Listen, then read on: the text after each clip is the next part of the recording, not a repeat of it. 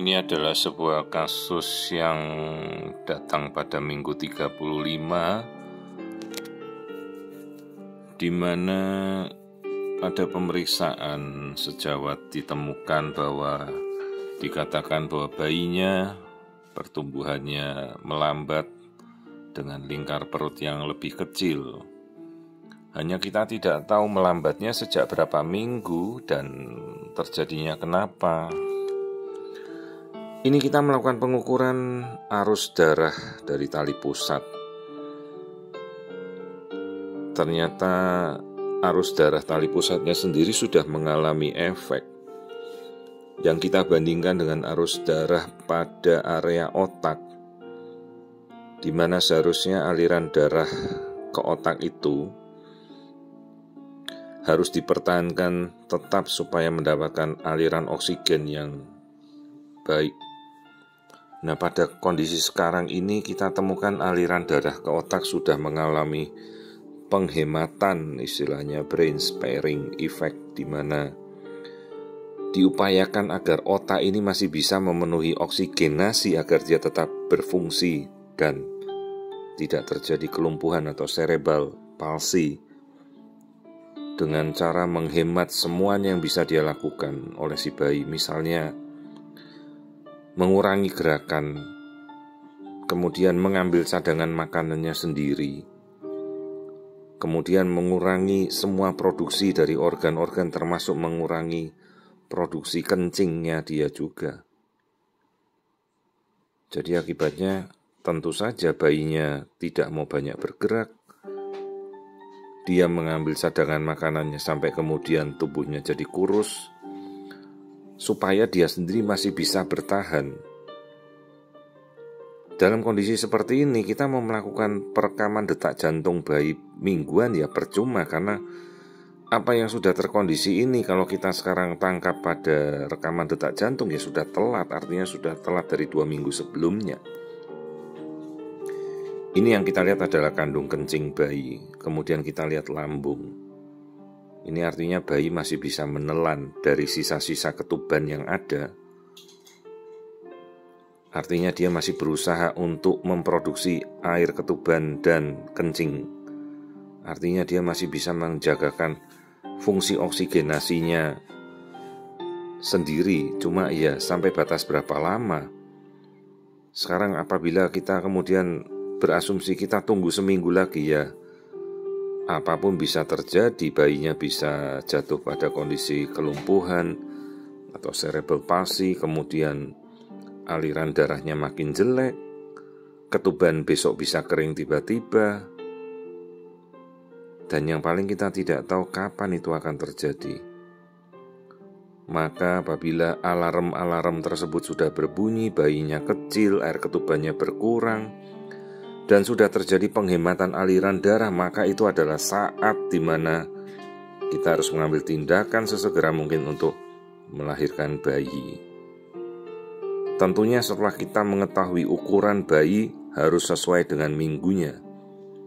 Ini yang tersisa air ketuban hanya 1 cm, harusnya minimal indeks cairan ketuban itu 10 cm. Ini tersisa hanya 1 kantong yang bisa kita ukur, itu pun tinggal 1 cm.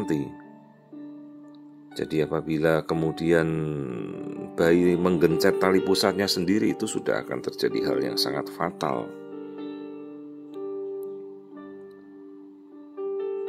Kadang dalam kondisi seperti ini, apabila kita menemukan, cukup sulit untuk menjelaskan pada pasien atau orang tua si bayi. Kadang mereka sampai mencari-cari second opini, third opini, dan berujung penanganan sudah terlanjur telat. Ataupun kadang ada pendapat yang lain menyatakan, ya ditunggu saja, ini kan karena bayinya kecil, kita tunggu sampai bulannya cukup dulu. Apa yang mau kita tunggu? Tentunya kita harus mengerti, kalaupun menunggu, apakah alarm-alarmnya ini akan perbaikan, bukannya malah perburukan. Jadi prinsipnya dalam kondisi yang masih sangat bagus, lahirkan dia. Karena kalau misalnya kita tunggu hanya berharap bayinya cukup bulan, terus dilahirkan setelah usianya cukup, apakah kemudian minggu depan bayi ini akan bertambah beratnya? Kita kan tidak tahu. Apakah air ketubannya akan bertambah? Kita juga tidak tahu. Banyak faktor yang kemungkinan terjadi, misalnya sudah perburukan pada level plasenta, di mana plasenta sudah tidak mau menyerap makanan lagi, maka itu pun tidak ada gunanya kita pertahankan. Justru dalam kondisi bayi masih sangat optimal dengan berat yang sudah viable untuk bisa hidup di luar, lahirkan segera. Jadi timingnya ini sudah sangat tepat, di mana kita harus mengambil keputusan untuk melahirkan bayi yang sudah pertumbuhannya nyaris sudah tidak bertumbuh. Ukuran perutnya bedanya sudah 3 minggu lebih kecil, sementara ukuran lainnya masih sesuai. Jadi ukuran perut karena dia adalah sumber karbohidrat, penyimpanan lemak, dan cadangan lemak itu sudah dipakai oleh si bayi untuk tetap bertahan hidup dengan membakar kalorinya sendiri. Jadi bayinya ini sudah kurus, sementara dia masih bertahan. Jadi usia kehamilannya harusnya sudah 35, tapi lingkar perutnya hanya 32. Sementara ini perbandingan dari ukuran tulang-tulang, semuanya adalah konstan, bertumbuh normal. Jadi kentara bahwa ukuran perbandingan antara kepala dan lingkar perut ini, lingkar perutnya jauh lebih kecil. Jadi bayi ini sudah stuck, tidak bertumbuh sejak 3 minggu yang lalu.